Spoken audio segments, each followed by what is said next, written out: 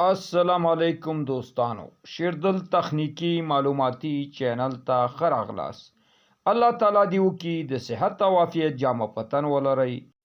زمونږ د نن ورځې ټاپک او موضوع دا د سنگل پیز او تری پیز موټر د کرنٹ ریټینګ یعنی د موټر امپیر څنګه معلومولی شئ که دا موټر دوستانو په ایچ پی مانی وي یا په کیلو واټ مانی وي.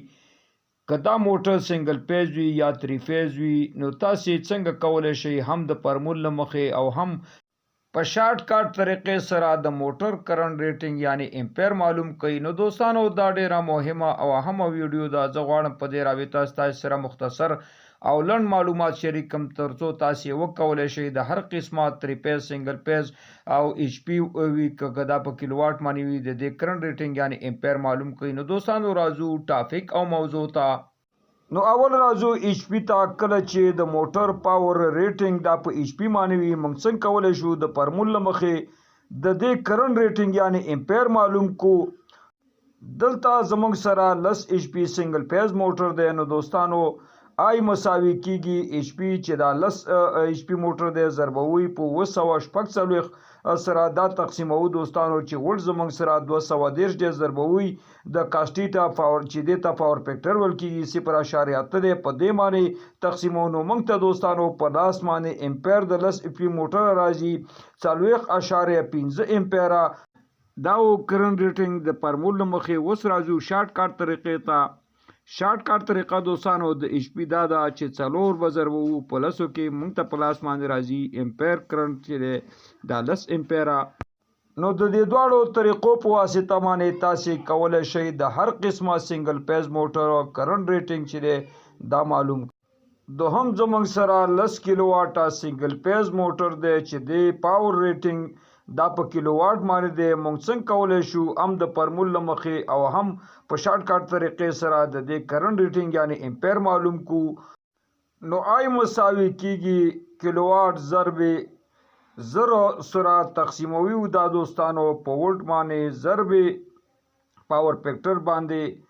نو موږ ته د 10 کیلو واټه موټر کرنٹ ریټینګ امپیر په لاس باندې راځي 450.4 امپیره. راځو د 10 کیلو واټه پاور ریټینګ موټر کرنٹ ریټینګ شارټ کټ طریقې ته 10 کیلو واټه ضربو په 15.4 کې. نو آی یعنی کرنٹ مساوي کیږي د 450 امپیره سره.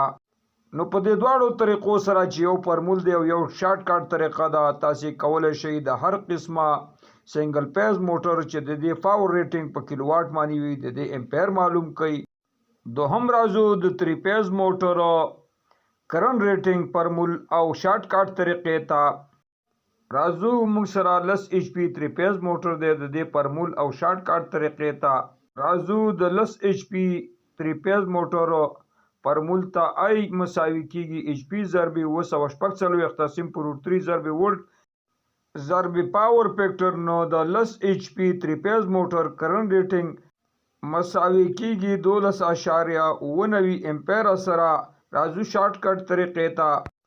10 ایچ پی ضرب په 1.3 کې مساوي کیږي کرنٹ ریټینګ مساوي کیږي امپیر د 14 امپیر سره.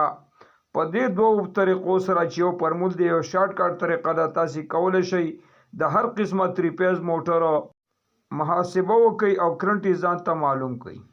اوس راځو د 10 کیلو واټه تری پیز موټر فارمول او شارټ کټ طریقې ته.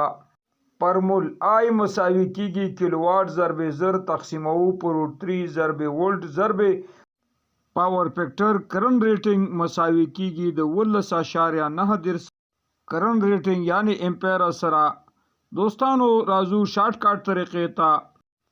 10 کیلو واټه ضربو په 1.9 آی چې د کرنٹ ریټینګ مساوي کیږي د 18 امپیر سره.